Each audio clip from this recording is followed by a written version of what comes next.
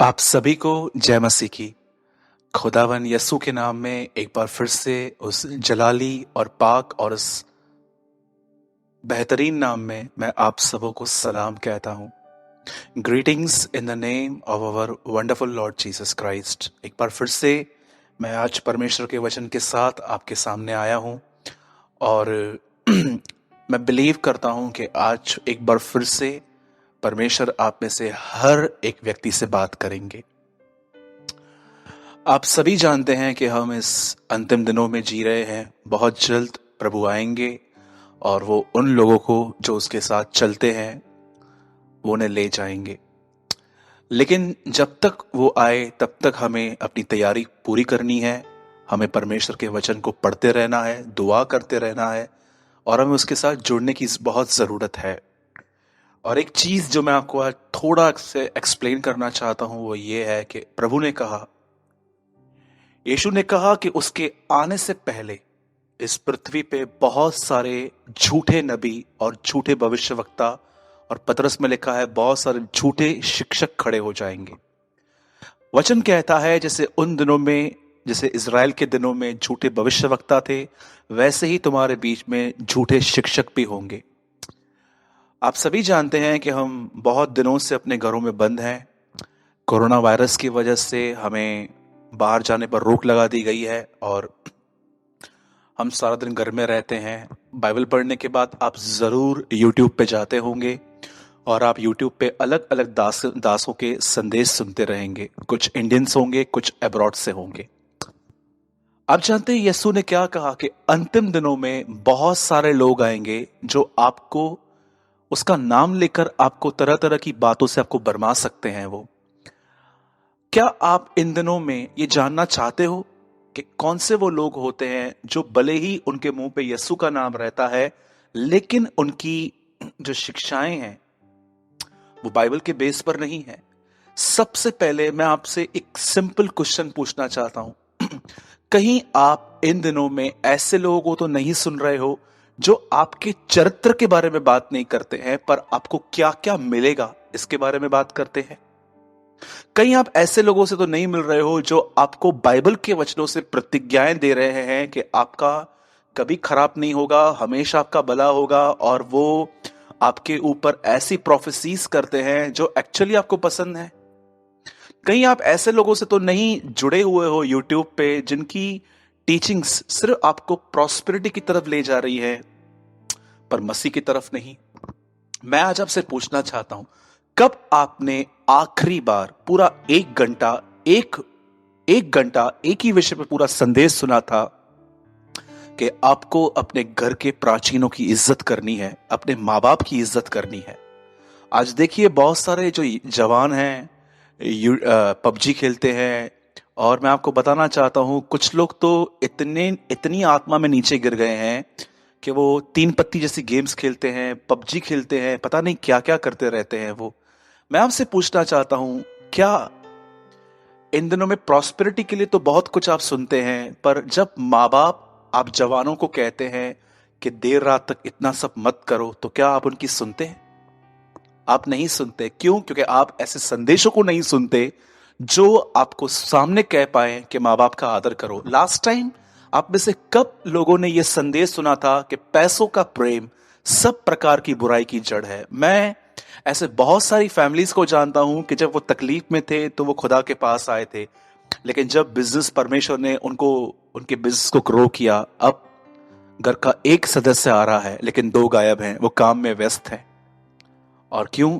क्योंकि अब पैसा ही सब कुछ हो गया है। लास्ट टाइम आपने कब ये पूरा संदेश सुना था कि बच्चे को गिराना, मिसकैरेज, अबॉर्शन करवाना एक पाप है? मुझे बताइए।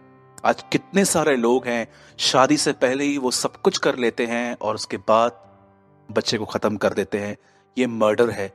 कब आपने आखिरी बार ये पूरा संदेश सुना था कि शादी से पहले लड़के और लड़की का एक साथ रहना पाप है? मैं आपको बताता हूं, ये पूरा वेस्टर्न कल्चर आज बहुत सारे जगहों पे अपनाया जा रहा है। बहुत सारे जगहों पे लड़का लड़के से शादी कर रहा है, लड़कियां लड़कियों से शादी कर रही हैं। और आप देखिए कुछ लोग तो जिन्होंने अपने बदन के कुछ हिस्से बदलवा दिए हैं, लड़के लड़कियां हो गई हैं, लड़कियां लड़के हो गए हैं। क्या आपने इन चीजों के बारे में सुना है? झूठे नबी कभी भी आपको आपके पाप के विषय में नहीं बताएंगे, पर प्रॉब्लम यह है कि उनको आपका पैसा चाहिए, उनको आपके साथ एक पार्टनरशिप चाहिए, इसीलिए वो आपको हमेशा वही बातें कहेंगे जो बातें आपको पसंद हैं। लेकिन एक सच्चा व्यक्ति आपको मुंह पे आपकी गलती बताएगा, चाहे आप उसके बाद उससे संबंध रखो या न रखो, ये आपके ऊपर है। कब आपने आखिरी बार ये पूरा संदेश सुना था कि झूठ बोलना एक गुनाह है? जरा सोचिए। यीशु ने कहा, हाय तुम पर जब लोग तुम्हें अच्छा कहें, लेकिन धन्य हो तुम जब तुम मेरे कारण सताए जाओ।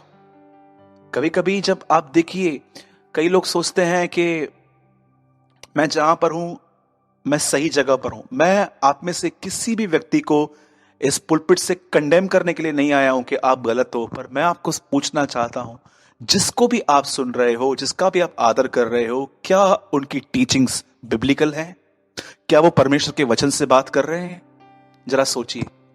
एक ऐसे लोग होते हैं मसीहत के अंदर जो बिल्कुल वर्ल्डली होते हैं, जो हर काम खुलेआम करते हैं, पर कुछ ऐसे भी होते हैं जो वर्ल्डली नहीं है, पूरी तरह से प्रभु के वचन में है, लेकिन वो परमेश्वर के वचन को लेकर मसीहों को कंडेम करते रहते हैं।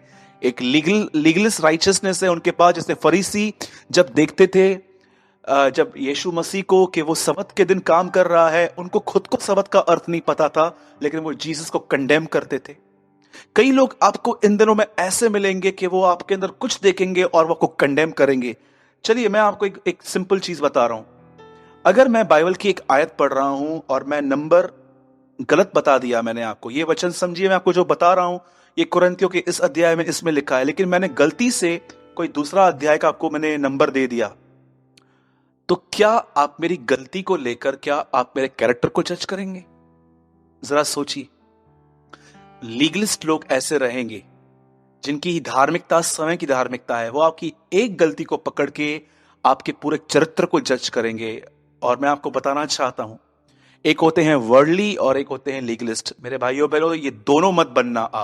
आप मसीह की तरह बनना। और मैं आपको क्लियर कर देता हूं कि अगर आप इन दिनों में घर में हैं और लॉकडाउन खुलने के बाद भी जब भी आप यूट्यूब खोलें, मैं विनती करता हूं आप ऐसे लोगों को सुने जो आपके चरित्र के बारे में बात करें, जो आपके प्योरिटी के लिए बात करें, जो सैंक्टिफिकेशन के लिए बात करें कि कैसे शुद्ध होना जाता है, कैसे खुदा के साथ चला जाता है, कैसे उसकी आवाज सुनी जाती है, कैसे उसकी बड़ाई की जाती है, कैसे डिफिकल्ट टाइम्स में भी उसके साथ फेथफुल बना जा सकता है। यही वो लोग हैं जिनको परमेश्वर ने इस अंतिम समय में खड़ा किया है। क्योंकि इन दिनों में बहुत सारे जो लोग हैं वो सेल्फ मेड मिनिस्ट्री कर रहे हैं, खुद की बनाई हुई सेवकाई, खुद के बनाए हुए रूल्स हैं उनके। पर बाइबल बताती है यह पद तब तक नहीं मिलता जब तक हारून के समान ऊपर से न मिले, जब तक आपको परमेश्वर न दे। इसलिए मैं आपसे विनती करता हूं, इन दिनों में जिस किसी को भी आप सुन रहे हो, चाहे वो कितना भी बड़ा व्यक्ति हो, अगर आपको लगता है कि यह व्यक्ति बाइबल में से बात नहीं करता, ये आदमी लोगों को खुश करने की बात कर रहा है, तो मैं आपको कहूंगा बी केयरफुल। ये आखिरी दिन है। इन दिनों में बहुत सारे लोगों ने मुझसे एक सवाल पूछा था, क्या हम बॉलीवुड की पिक्चर्स, मूवीज और क्या हम पिक्चर्स के सॉन्ग सुन सकते हैं? एक्सप्लेन तो मैं करूंगा ही, लेकिन मैं पहले ही आपको कह सकता हूं कि अगर आप मूवीज देख रहे हैं, अगर आप बॉलीवुड के सॉन्ग सुन रहे हैं, तो मैं आपको एक बात कहूंगा, आप अपने आप को नरक जाने के लिए ट्रेन कर रहे हो। अब आप कहोगे, ब्रदर आप हमेशा इन चीजों के बारे में क्यों बात करते हो? मैं आपसे एक सिंपल क्वेश्चन पूछ रहा हूं, अगर हो सके तो अपने आप को इस बात का उत्तर दीजिए। जिस पिक्चरों को, जिन मूवीज को आपने आज से बहुत साल पहले देखा था, चाहे वो कोई भी मूवी हो, बॉलीवुड की हो, हॉलीवुड की हो, चाहे कोई भी मूवी हो, उस मूवीज के अंदर आपने देखा होगा एक दो बहुत ही गंदे सीन्स होते हैं जिसमें अश्लील चीजें दिखाई जाती हैं, वासनाएं दिखाई जाती हैं, शारीरिक बातें दिखाई जाती हैं। आप बुद्धिमान हैं, आप समझ सकते हैं मैं क्या बोलने की कोशिश कर रहा हूं। मैं आपसे पूछना चाहता हूं, इतनी सारी मूवीज आपने देखी होंगी प्रभु में आने से पहले, और जो प्रभु में आने के बाद भी देखते हैं, तो मैं तो उन्हें एक ही बात कहूंगा कि आप मसीह नहीं हैं, आप एक नामधारी मसीह हैं। और आप अपने पास्टर को मूर्ख बना सकते हो अपने आत्मिक दिखा के, लेकिन प्रभु आपको जानते हैं। आप जानते हो, आपने जो पहले मूवीज देखी थी उसमें कुछ डर्टी सीन्स थे, गंदे वाहियात सीन्स थे। मैं आपसे पूछना चाहता हूं, आप पूरी मूवी भूल गए हो, पर क्या आज तक अपनी मेमोरी से आप वो सीन्स डिलीट कर पाए हो? मैंने प्रभु में आने से पहले एक पिक्चर देखी थी, वो पिक्चर में बहुत गंदे सीन्स थे और मैंने वो बड़े मन से उस मूवी को देखा था, क्योंकि मैंने उन दिनों में प्रभु में नहीं था और मैं बॉलीवुड की पिक्चर्स वगैरह देखता था। आप बिलीव कीजिए, एक दिन मैं अपने घुटनों पर बैठ के दुआ कर रहा था और वो सारे सीन्स मुझे याद आ रहे थे और मैं देख रहा था कि कैसे मैं मेंटली डिस्टर्ब हो रहा था। आप जानते हो, मैं आपको एक लिविंग टेस्टिमनी बताता हूं, ये जीवित और ये सत्य घटना है। मुंबई में मेरे एक दोस्त रहते हैं और मेरे एक फ्रेंड रहते हैं और उन्होंने प्रभु में आने के बाद उनका जीवन बड़ा ही सुधर गया। एकदम वो एक अच्छी जिंदगी जीने लग गए। एक दिन एक मूवी लगी, उस मूवी में एक स्टोरी दिखाई गई। उस स्टोरी के अंदर एक लड़का और लड़की कॉलेज में मिले, लेकिन कुछ वजहों से वो अलग हो गए। लड़की की शादी हो गई और उसके बाद जब लड़के को पता चला कि उसकी शादी हो गई, वो लड़का अपने दर्द को बुलाने की वजह के कारण इतने नशे करने लग गया, इतने नशे करने लग गया, वो ड्रग्स वगैरह सब लेता था।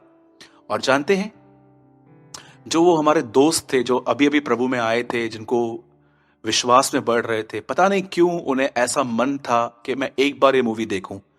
और मैं आपको बताना चाहता हूं, उनका भी जीवन प्रभु में आने से पहले कुछ ऐसा ही था, लेकिन प्रभु ने उनको गंदगी में से निकाला। और जब वो मूवी देखने के लिए वो गए, उस मूवी में से पता नहीं उनके अंदर क्या आया कि आज वो पूरी तरह से बैकस्लाइड हो गए हैं, पूरी तरह से उन्होंने खुदा को छोड़ दिया है और आज वो किसी का फोन तक नहीं उठाते, क्योंकि उन्हें वो सब बातें याद आई। मुझे बताइए, डेविल कैसे उनके अंदर घुसा वापस?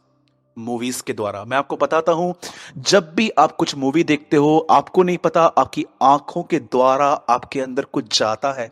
जब भी आप बॉलीवुड के सॉन्ग सुनते हो, ऐसे सॉन्ग जिसमें बहुत रोमांटिक वर्ड्स होते हैं वगैरह वगैरह, मैं आपको बताना चाहता हूं, ये बातें आपके अंदर जाके आपके माइंड को कंट्रोल करेंगी।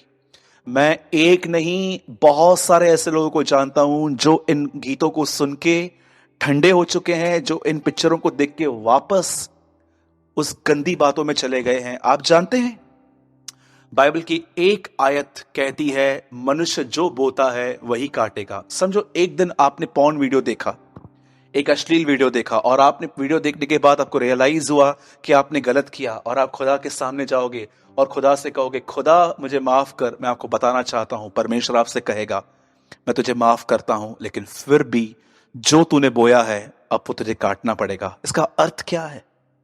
गलातियों की पत्री में लिखा गया है, जो शरीर के अनुसार बोते हैं वे शरीर के द्वारा विनाश की कटनी काटेंगे, पर जो आत्मा में बोते हैं वो अनंत जीवन की कटनी काटेंगे। मैं आपको बताना चाहता हूं, अगर आप अपने अंदर ऐसा देख रहे हो तो मैं बताना चाहता हूं, आप अपने लिए दरवाजे खोल रहे हो और दुष्ट आत्मा को कह रहे हो, अब आओ और 3-4 साल तक मुझे हैरेस करते रहो। जब भी आप ऐसे वीडियोस को देखोगे, खुदावन से माफी मांग लोगे, वो बड़ा दयालु है, वो आपको क्षमा कर देगा।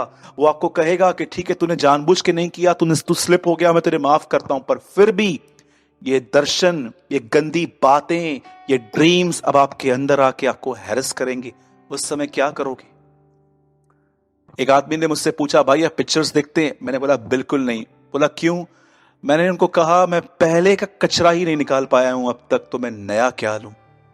इसलिए मेरे भाइयों और बहनों, बचिए इन टिकटॉक से, इन पिक्चरों के सॉन्ग से और इन बॉलीवुड और हॉलीवुड की गंदी मूवीज से बचे रहिए। मैं आपको बताता हूं, अगर आप चाहते हो कि ब्रदर अब अगर हम यह न करें तो हम क्या करें, मैं आपको कहूंगा क्रिश्चियन बुक शॉप पे जाइए, अच्छी अच्छी किताबों को खरीदिए जो आपको प्रभु के और करीब जाने की टीचिंग दें, जो आपको बाइबल की तरफ ड्राइव करें, प्रचारक की तरफ नहीं। बाइबल पढ़ने के बाद भी आप उन किताबों को पढ़ सकते हो। पौलुस जैसा आदमी तीमुथियुस से कहता है, हे तिमुथी, जब तुम मुझसे मिलने आए तो चरम पत्रिकाएं लेते हुए आना। सेकंड तिमुथी के 4वें अध्याय में पौलुस कहता है, मेरा भागा और मेरे बुक्स लेते हुए आना। पौलुस जैसा व्यक्ति बुक्स पढ़ता था। अगर आपको लगता है कि मैं बाइबल इनफ पढ़ चुका हूं, मैं एवरीडे पढ़ रहा हूं, इसके एक्स्ट्रा मैं क्या करूं, तो मैं कहूंगा कोई पैरेलल बुक लीजिए, उसको पढ़िए, ताकि आप खुदा में बिजी रहें। पर इन मूवीज को, ऐसे शोज को जो नॉनवेज बात करते हैं, इन बिग बॉस जैसे प्रोग्राम्स को मत देखिए।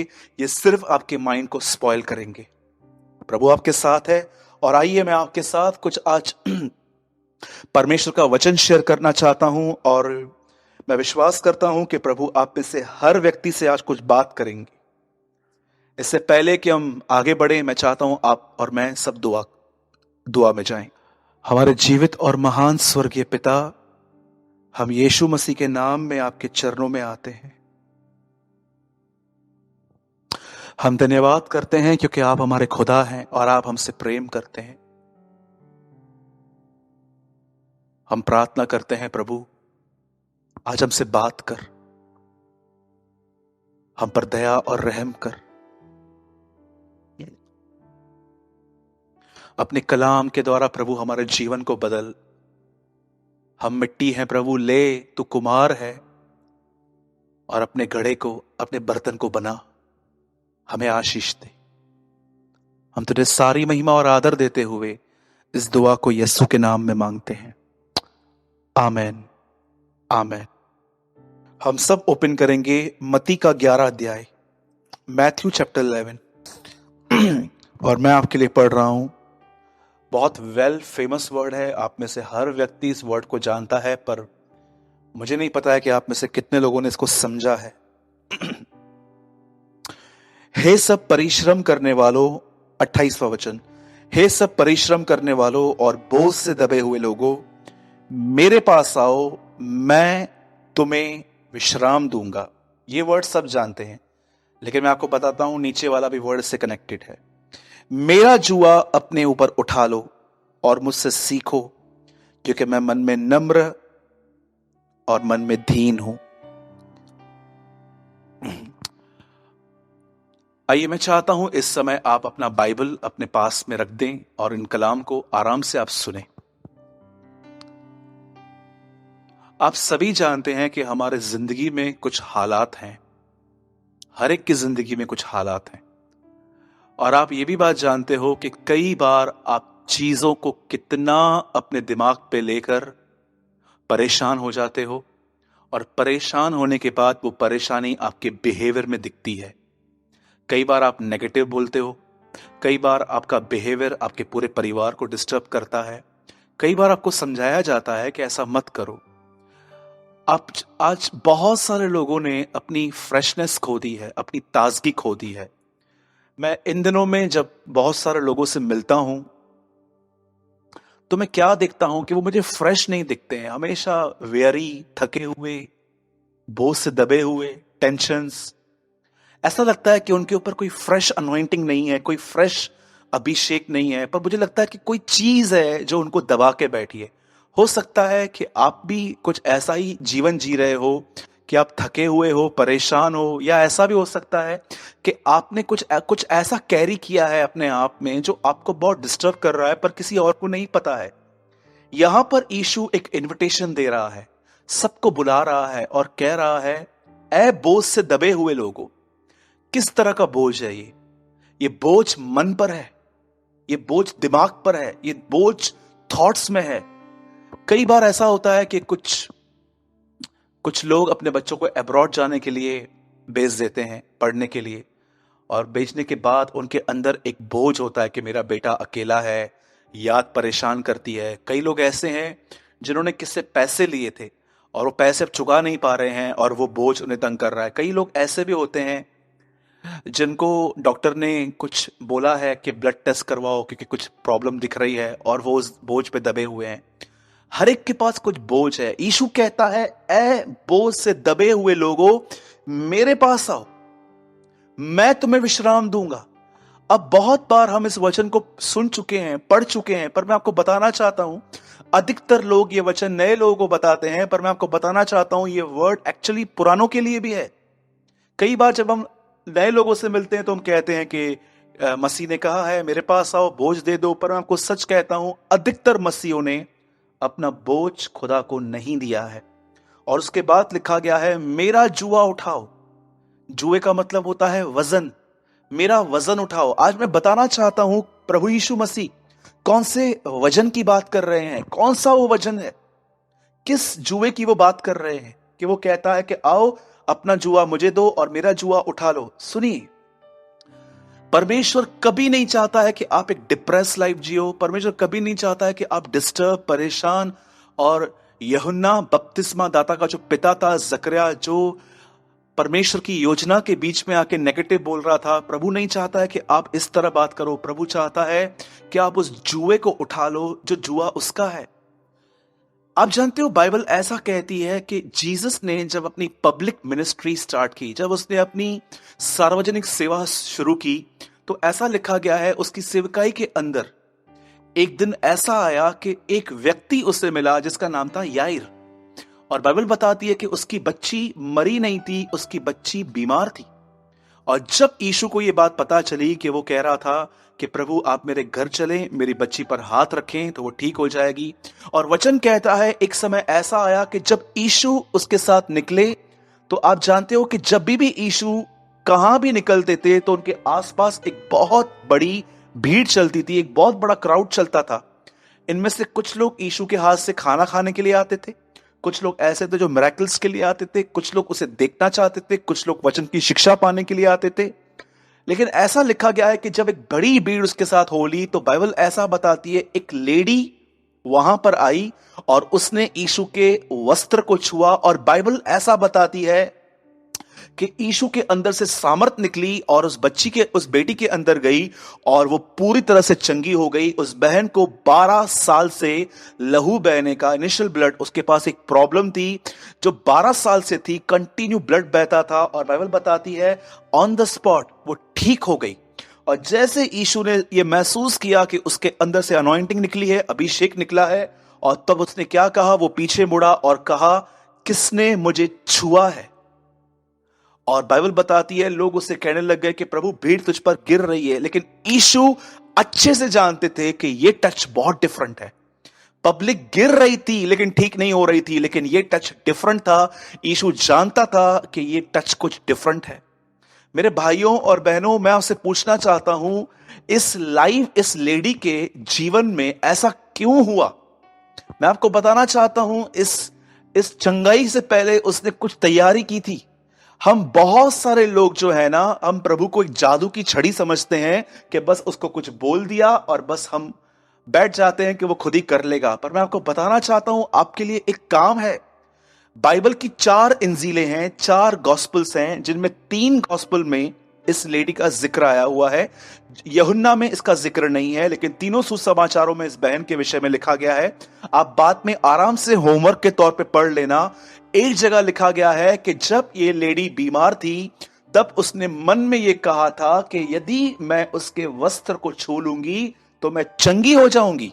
लेकिन एक शुभ समाचार ऐसा बताता है कि वो मन में नहीं, लेकिन वो मुंह से भी कहती थी, मन में भी कहती थी और मुंह से भी कहती थी कि यदि मैं उसके वस्त्र को छू लूंगी तो मैं चंगी हो जाऊंगी। बाइबल ऐसा बताती है कि ये लेडी ने ठीक होने से पहले 2 काम किए थे। इसने वचन को अपने मन में रखा था, इसने वचन को अपनी जुबान पे रखा था। आप जानते हो यही यीशु का जुआ है।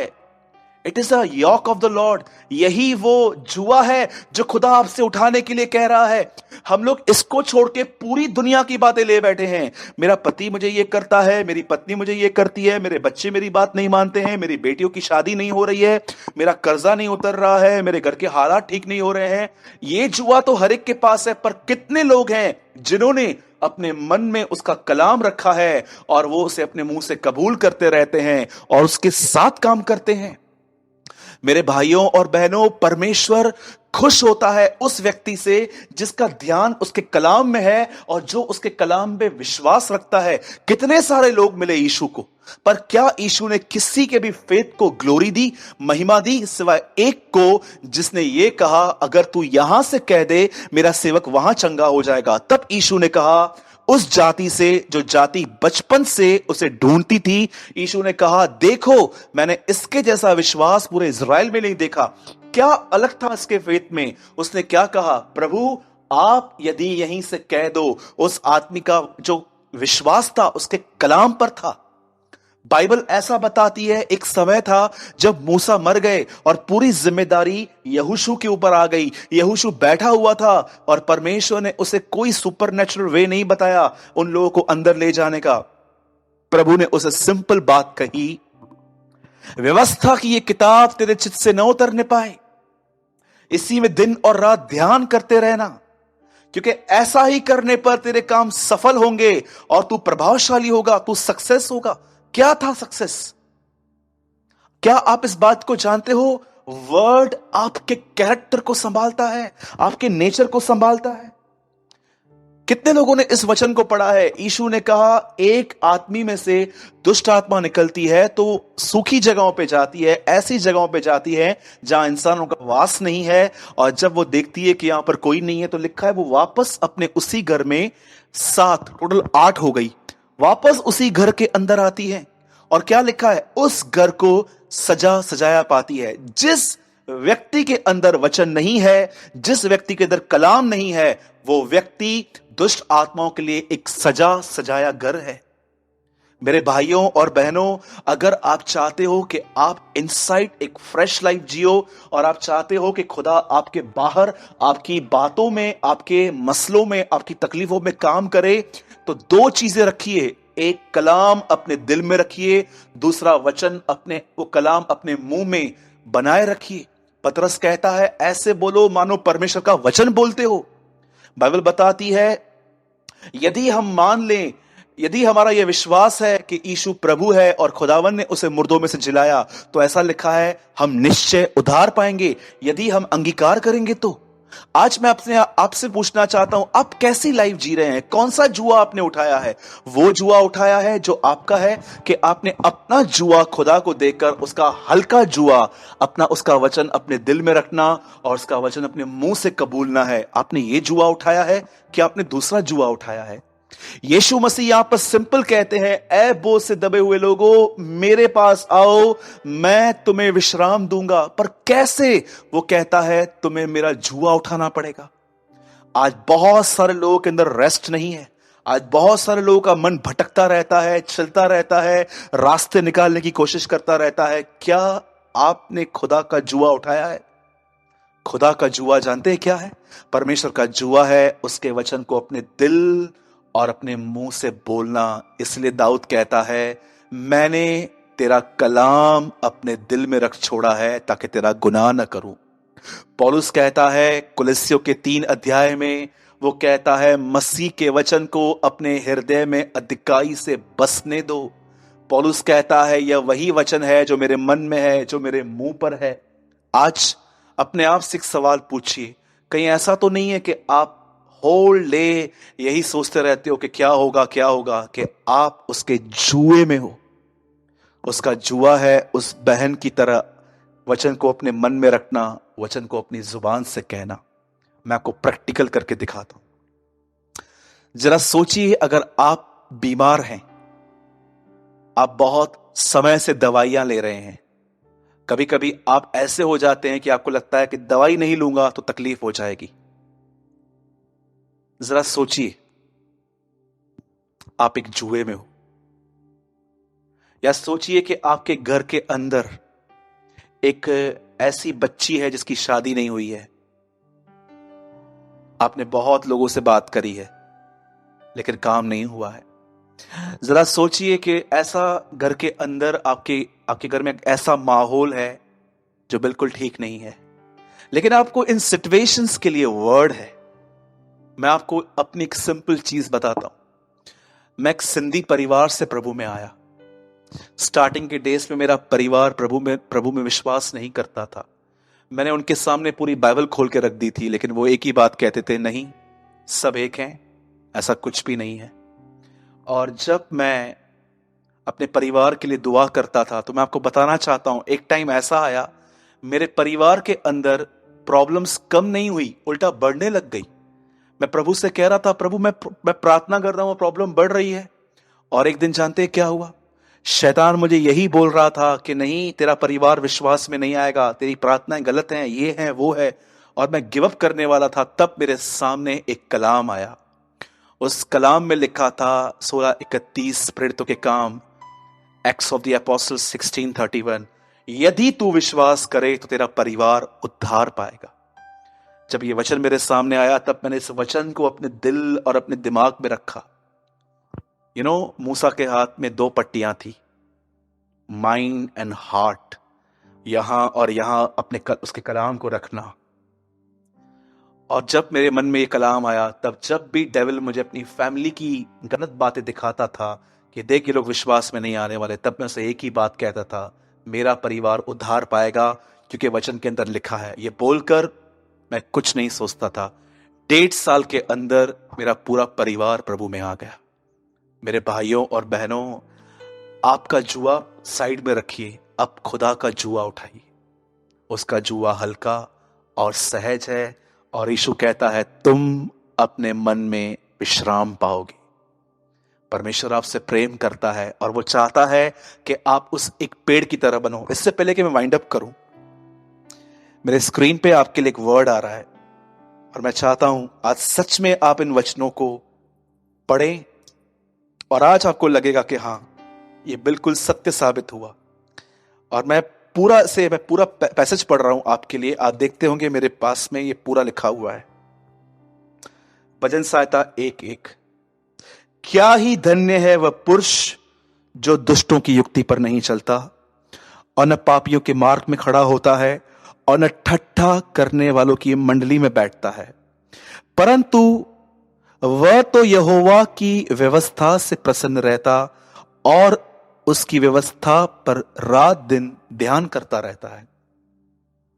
वह उस वृक्ष के समान है जो बहती नालियों के किनारे लगाया गया, वह अपनी ऋतु में फलता है और उसके पत्ते कभी मुरझाते नहीं, इसलिए जो कुछ वह पुरुष करे वह सफल होता है। क्या आप इस पेड़ के अंदर एक ताजगी देख रहे हो? क्यों? कहां से आई ये ताजगी? क्योंकि ये पेड़ पानी के साथ जुड़ा हुआ है। कौन है पेड़? एक आदमी को यीशु ने चंगा किया और कहा तुझे क्या दिख रहा है? वो बोलता है मुझे पेड़ दिख रहे हैं। यीशु ने कहा लोग तुम्हारे फलों से तुम्हें पहचानोगे। फल कहां लगते हैं? पेड़ में। ये पेड़ कोई और नहीं, ये आप और मैं हैं।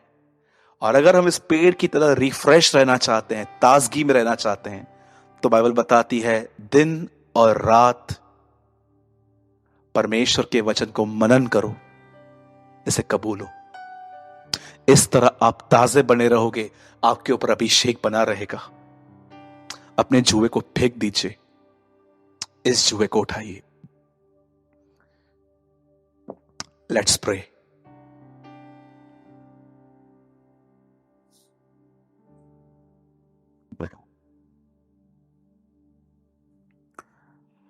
पिता, हम यीशु मसीह के नाम में आपके पास आते हैं।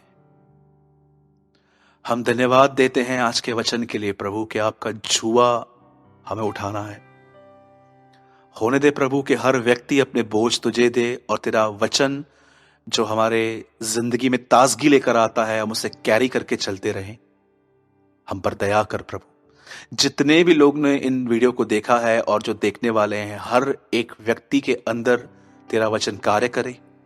हर बीमार यीशु के नाम में चंगा हो जाए। इस समय जिस किसी को भी बॉडी में तकलीफ है, अपना हाथ वहां रखें यीशु मसीह के नाम से। प्रभु जी, मैं हर बीमारी को धिक्कारता हूं, यीशु के नाम में चली जाए, हर दर्द चला जाए, लोग बगैर ऑपरेशन के चंगे हों। प्रभु जी, हम दुआ करते हैं प्रभु, हर परिवार में तू शांति दे, हर परिवार के अंदर तू बरकत दे, हर परिवार के अंदर प्रभु लोग यूनाइटेड प्रभु एकता में बने रहें। हम तुझसे ये दुआ मांगते हैं, विश्वास करते हैं आपने हमारी दुआओं को सुना। यीशु के नाम में दुआ मांगते हैं, आमीन।